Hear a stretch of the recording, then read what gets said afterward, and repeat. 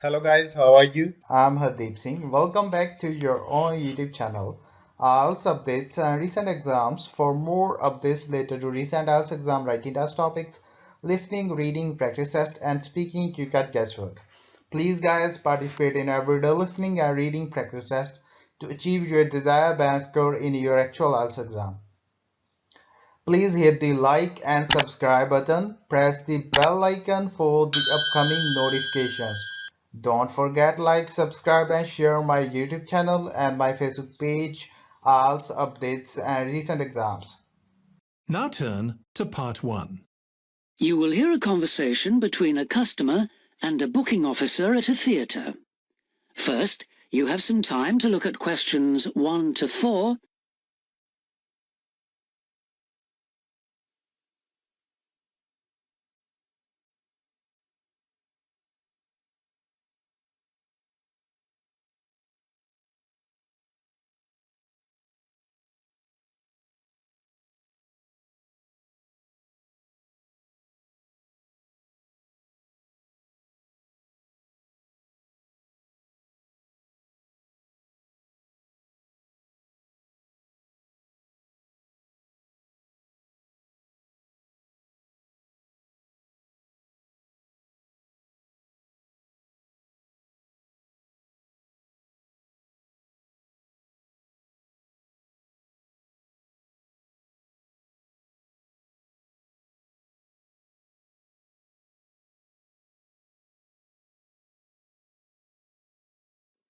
Now we shall begin. You should answer the questions as you listen, because you will not hear the recording a second time. Listen carefully and answer questions 1 to 4. Hello, Theatre Royal Plymouth? Hello. I'd like to make a booking, please. Yes. What is it you want to see? The Imposter. Right. And which day did you want to come? Friday the 25th. Just a moment and I'll check availability on the computer. Oh, sorry, we're fully booked for that performance. Oh dear. What about the following day then? The 26th? Yes, that's okay. We've got 2 performances on that day, one at 3:30 and one at 7. Which would you prefer? Oh, the later one, please. How many people? Well, there are 4 of us. Are there any concessions? Any children? Oh, I'm not sure. My daughters are 15 and 12. Do they get concessions? Only the 12-year-old, I'm afraid. So that's 1 child and 3 adults. Any idea where you'd like to sit? Stalls or circle? Tickets for the stalls are a bit more expensive. £12 for adults and £8.50 for children. The circle costs £10.50 and £6.50. Do you get a good view from the circle? Oh, yes. And in fact, we've got some seats left at the front, if you'd like those. Right. We'll go for those then. Right, that's seats A21 to 24 then. They're very good seats. That sounds fine. So let's see, that comes to £38 altogether for the tickets. How do you want to collect them? Shall I put them in the post? They'd be sent today by first-class mail and there'd be an additional charge of £1 to cover postage and administration. Or do you want to get them from the box office yourself? Oh, yes. Could you send them, please? No problem. That'll be £39 altogether. Before you hear the rest of the conversation, you have some time to look at questions 5 to 10.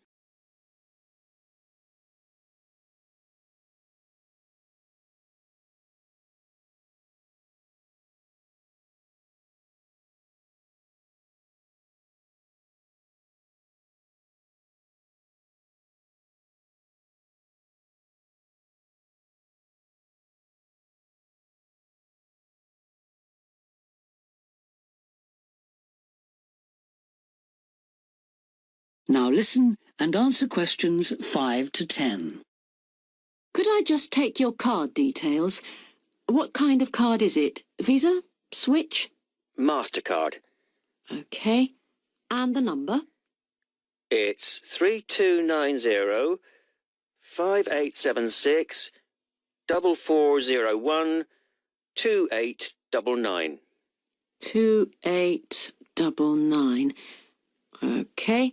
And the name on the card, please. It's Mr. J. Whitton. WHITTON. N for never or M for mother? N for never. Thank you. And now I've nearly finished, but I just need your address and postcode. Yes, it's 42 South Street, OK. Is that Plymouth? London. And the postcode? It's SW2 5GE. That's fine then. The ticket should be with you tomorrow. Is there anything else I can do for you? Yes, I was wondering if I could get regular information about what's on. Certainly. I can just add your name to our mailing list. Would that be OK? That would be very good. Yes, please. Oh, and there is something else, sorry.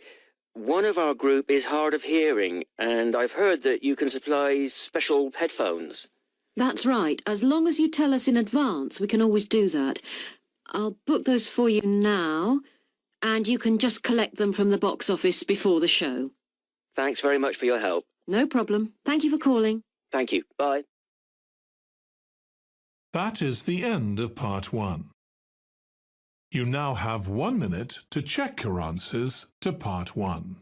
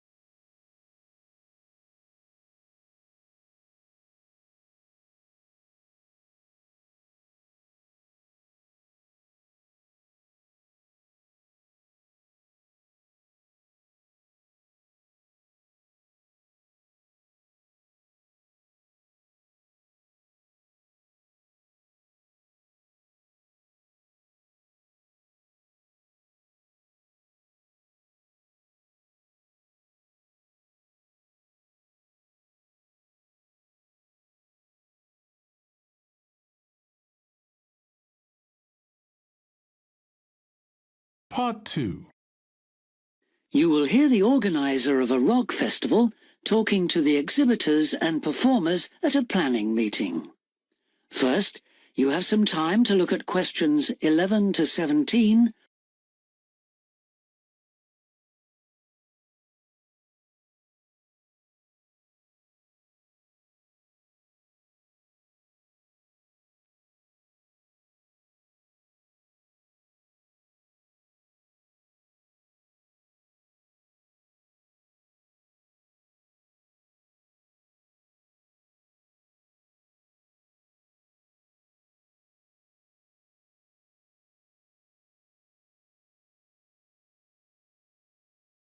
Now listen carefully and answer questions 11 to 17.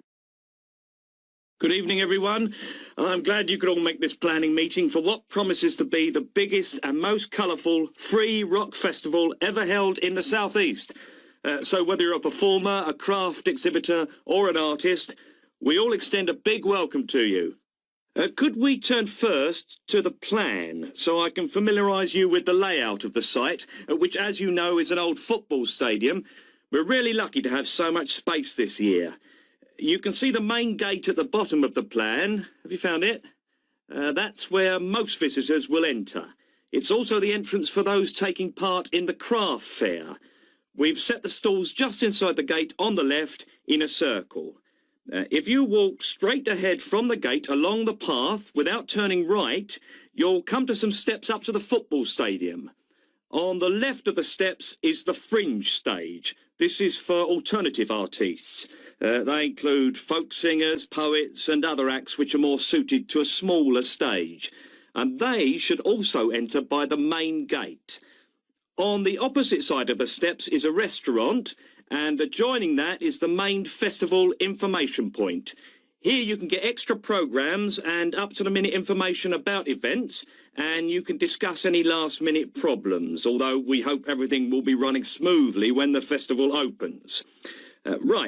Coming back to the plan, You go up the stairs to the stadium. The entrance for the rock bands is on the far side, and on your right is the main stage, which will have powerful illumination and amplification throughout the weekend. There will probably be TV vehicles adjacent, that's in this area only, for recording purposes. If you look at the outside of the plan, you can see a third gate for exhibitors, opening onto a side path. A little way down the path, before you get to the trees, is the building where the art exhibition's being housed. Then, finally, there's just one more building marked on your plan, quite near the main gate. It's divided into lock-up garages, so I hope you now feel quite familiar with the main festival area. Before you hear the rest of the talk, you have some time to look at questions 18 to 20.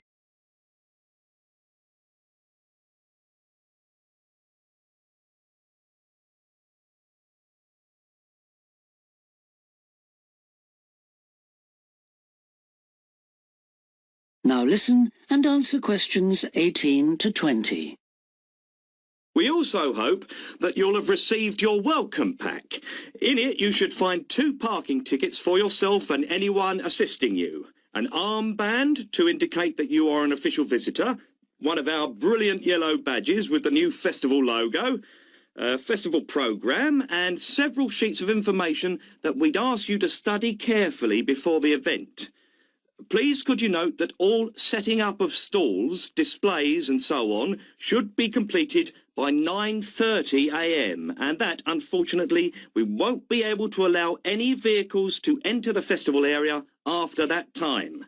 Yeah, it's a big site, but even a few vehicles parked in the wrong place can block the paths. With crowds of people, and we are expecting several thousand, this can merely be a nuisance, but if there's an emergency and access for an ambulance is blocked, the situation will become not just annoying, but also dangerous. And don't forget, it could be your mother or your child who needs help.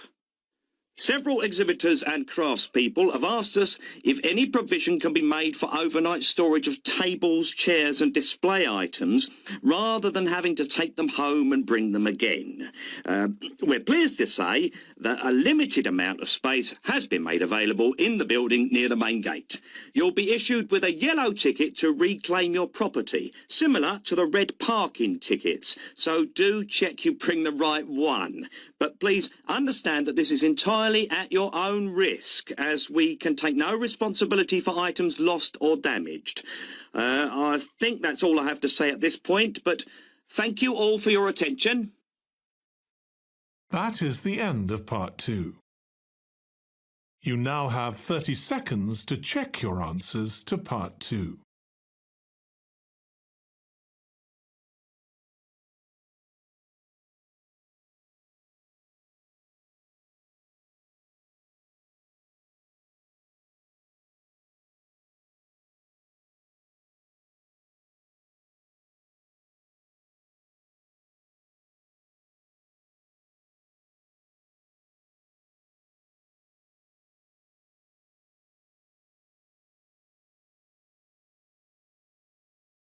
Part 3. You will hear a discussion between a business student called Marco and his personal tutor about the courses that Marco should take. First, you have some time to look at questions 21 to 23.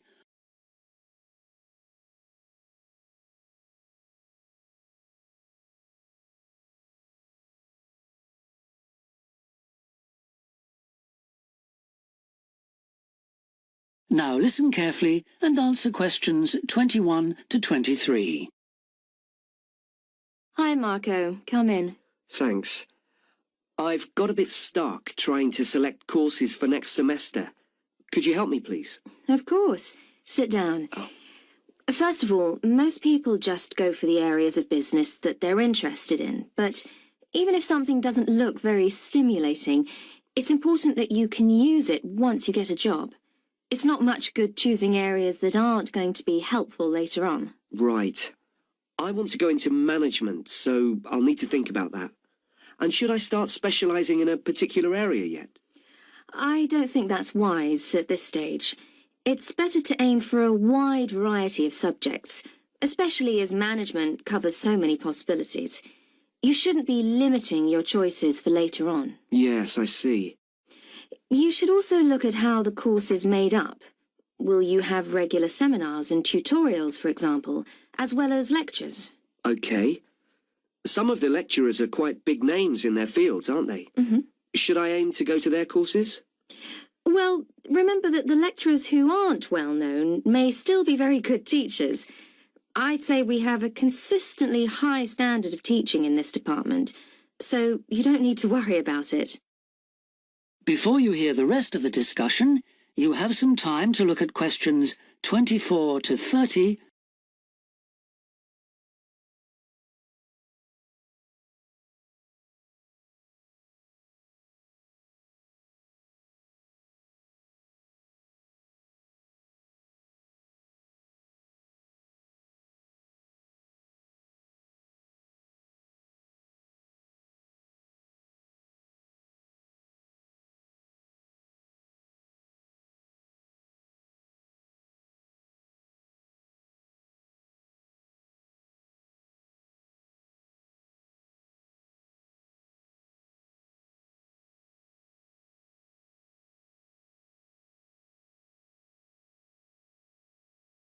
Now listen and answer questions 24 to 30.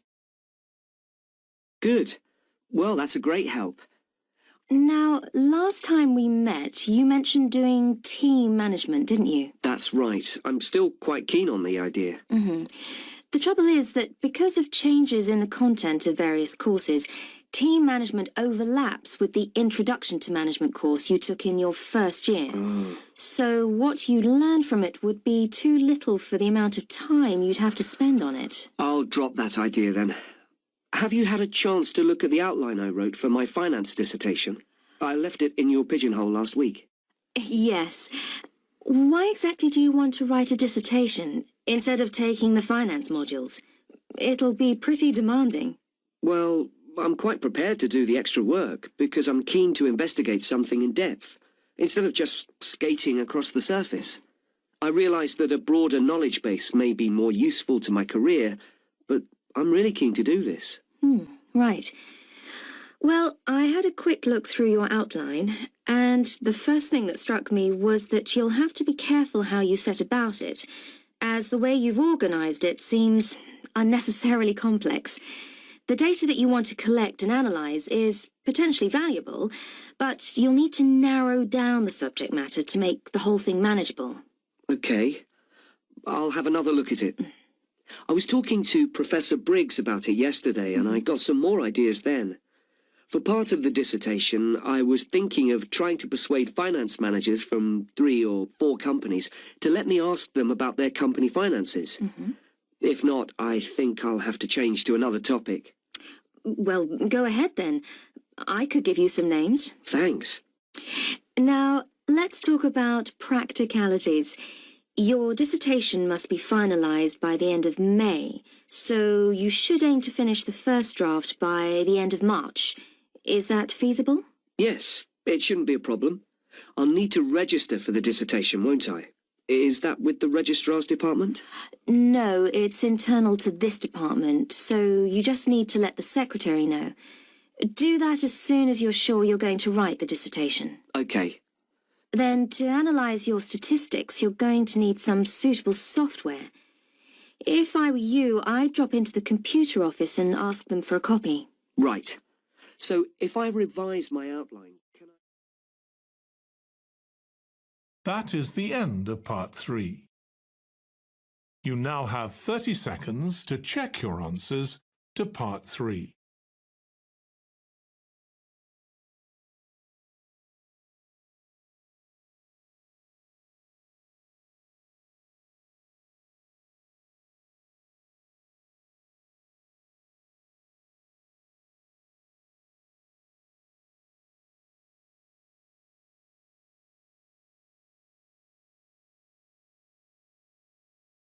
Part 4. You will hear a talk about a research project on the tiger shark. First, you have some time to look at questions 31 to 40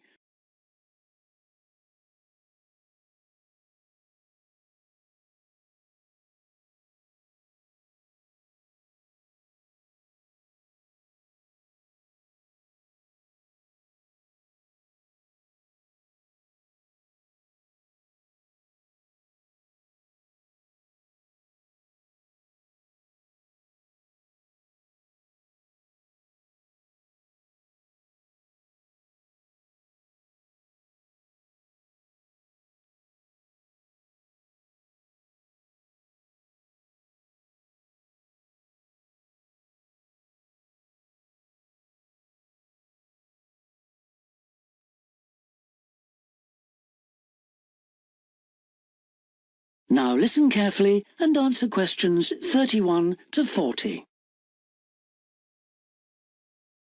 Good morning, everyone.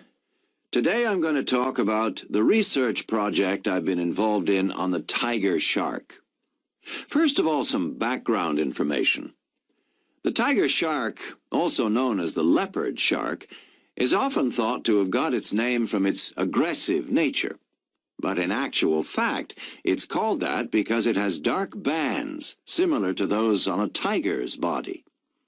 It is a huge creature, growing up to lengths of 6.5 meters. It can be found just about everywhere throughout the world's temperate and tropical seas, but it is most often found along the coast rather than the open sea. In terms of feeding, tiger sharks tend to be most active at night and are solitary hunters. Their preferred prey includes other sharks, turtles, seabirds, and dolphins, to name but a few. However, it's not uncommon to find garbage in its stomach. This is because it tends to feed in areas such as harbors and river inlets, where there is a lot of human activity. Now to the project itself. We are particularly interested in some studies that have been done in the Rain Island area. Observations here have shown that there is a large population of tiger sharks present in the summer during the turtle nesting season. However, during the winter months the sharks disappear. So we decided to do some of our own research there.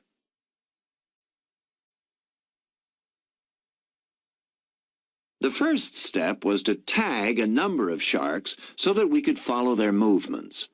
To do this, we first needed to catch the sharks. Early in the morning, we baited lines with large bits of fish and set them in place. These lines were then checked every 3 or 4 hours. If no sharks were caught, the baits were replaced. Once a shark had been caught on one of the baited hooks, it was pulled in close to the boat and secured so that we could carry out a number of brief activities to aid our research.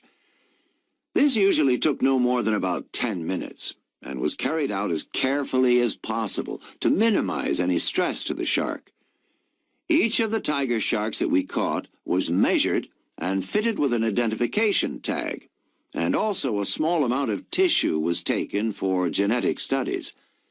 For some larger sharks over 3 meters long, we also inserted into the belly a special acoustic tag capable of sending satellite signals, while on other large sharks we attached a camera to the dorsal fin to enable us to study the behavior and habitat use of the sharks.